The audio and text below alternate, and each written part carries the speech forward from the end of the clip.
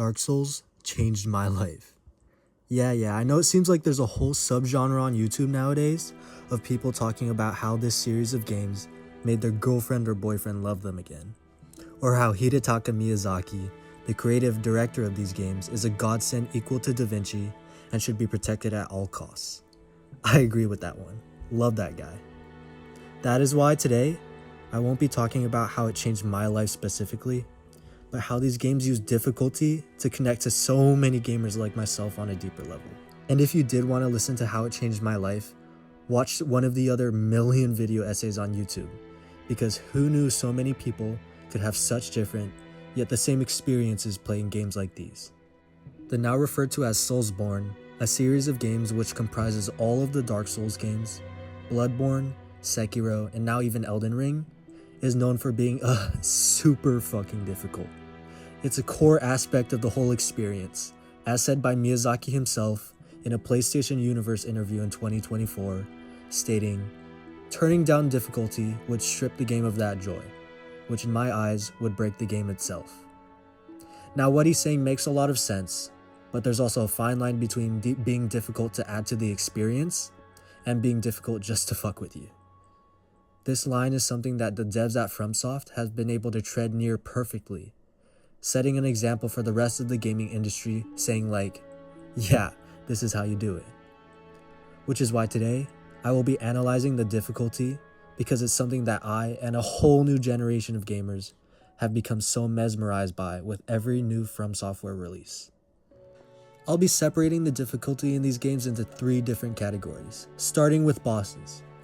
Now, bosses are what define these games. Whenever you see clips or highlights on social media of the Souls games, there's a 90% chance that it'll be of your favorite streamer dying to one of these things. Whether it be the first overworld encounter in Elden Ring, to the final test that is Ishin the Sword Saint from Sekiro. Bosses within these games are all treated as lessons for the player, asking them over and over again if they have what it takes to continue. Boss difficulty will be the fairest aspect within this categorization. That's because the difficulty can be scaled by how high leveled you are, summons, or even just skill level. Now you may make mistakes while fighting bosses, whether this be mistiming a dodge or accidentally picking out the wrong item and healing your mana instead of your health. I know everybody has done that at some point while playing these games. And in the moment, these mistakes may feel discouraging, but Miyazaki pulled off some black magic or something, because forcing players to climb these challenging walls and adapt is what makes the Souls experience so addictive. This was perfectly described by Miyazaki in an interview he did with IGN, stating, "We want players to think strategically, to study, to understand the enemy. Overcoming that is where the real joy comes from." Now, it hasn't all been perfect with this company, which is expected if you make hundreds of bosses that all need to be balanced for the point in the games that they're in. As in Elden Ring Shadow of the Erdtree, some demons at FromSoft decided to create the most challenging boss of all time, Consort Radahn. There's been so much buzz surrounding this one guy that the entirety of the Elden Ring DLC has been encapsulated and is now represented by how hard this one boss is. It got so bad that now the DLC is the only Soulsborne release that has gotten anything less than an overall positive rating on Steam. A combination of unavoidable attacks, DPS checks, and visual clutter made even veteran players feel like the challenge Radahn offered was more than they could handle. Getting into the second category, what I and a ton of other gamers now dub bullshit. This can include unforeseen traps, fake falling platforms, and other mechanics that feel like they were put into these games just to give you a headache. This is different from bosses, as they teach you to master skills and the play style of the game, but bullshit is made to teach you to be aware of your surroundings, the game's culture, and design. By culture and design, I mean motifs added by Miyazaki and the guys at FromSoft. Like now, every time I enter an empty room with a chest in the middle, or turn sharp corners in these games, I'll just automatically expect an ambush because Miyazaki just can't help himself. Another example of some headache-inducing bullshit that I can think of off the top of my head is that one platforming section in Anor Londo. All Souls players know that one.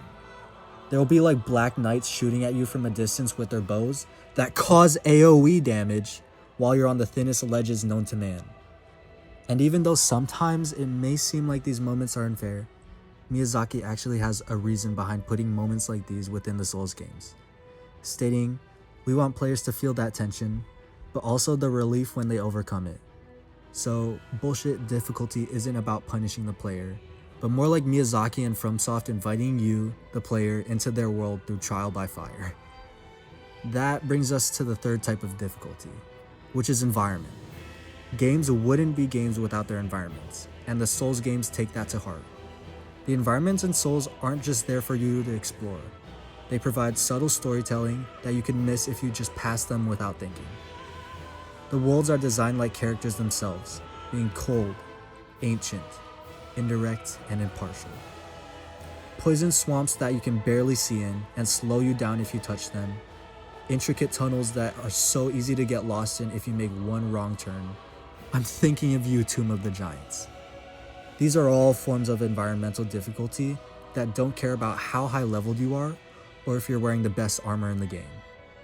Miyazaki even famously said in a GamesRadar Plus interview, "I just can't quit the poison swamp. I know how people feel about them, but suddenly I realize I'm in the middle of making one and I just can't help myself." Damn you, Miyazaki. But this reveals a core design philosophy that the devs follow when making Souls. The environment should challenge, unsettle, but also push the player forward. In Dark Souls 1, Blighttown is notorious for being a test of spatial awareness and patience. In Elden Ring, it's Cited, being the biggest poison swamp in one of these games to date.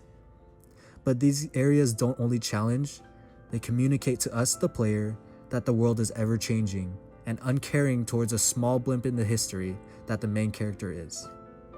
Environments in Souls should force you, the player, to plan out your movements ahead of time. If you just jump headfirst into these areas, you will die, over and over again. FromSoft uses these ideas to teach the player to respect the landscape, that to move mindlessly is to die, and to move deliberately is to learn. And so, yes, these games are difficult, but the difficulty isn't chaotic or sporadic. It's understood by the players through these three categories. Boss difficulty teaches mastery of core mechanics, bullshit teaches awareness, and environments teach you to plan and push forward towards survival, to not give up. Combining these experiences is what makes these games so memorable for the now extremely big audience of Souls fans, but daunting to newcomers. They teach players to be more observant, patient, and resilient in the face of challenge. These are all core takeaways that I've now carried over even into my life. So I urge you to at least give these games a shot, especially because they're on sale all the time. Miyazaki sees these qualities as essential to the emotional experience that players receive from playing his games, stating, "I want every player to feel the joy of overcoming hardship." To end off this video, Souls is special. Difficulty is not an obstacle, but a pathway to enjoyment for so many crazy obsessed gamers around the world, like me, and even potentially you. Thank you for listening, and thank you From Software and Hidetaka Miyazaki for creating these games that I've talked about today. All the footage shown in this video is used from Dark Souls 1, 2, and 3, Demon Souls, Elden Ring, Sekiro, and Bloodborne. And special shout out to GamesRadar Plus, Playstation Universe, the New York Times, and The Guardian for providing the interviews in which I quoted Miyazaki from. And if you wanted to check them out yourselves, links will be in the description of the video. Thank you all again for listening, and goodbye.